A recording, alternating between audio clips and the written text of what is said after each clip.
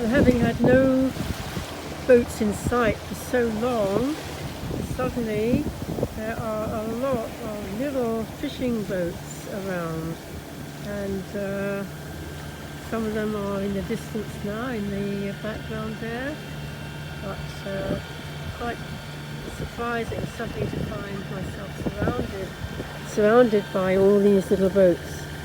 So makes a change from having the sea to myself, the strait to myself. So here we are, we're still headed into Near Bay, and touch more wind, but still only about 5 knots. And of course with the boat speed we're getting it dead ahead, around the most of course still. And there's a little settlement over there, a little village, a couple of little villages maybe. And that's probably where the fishermen have come from. So yeah, makes a change to see them. Previously it was flat calm, and just once in a while I'd see a big ship in the traffic lanes headed down to possibly to Seattle or Vancouver, Victoria possibly. Anyway, so there we are, that's the situation at the moment. Still heading to Near Bay in bright sunshine. The air feels quite cool.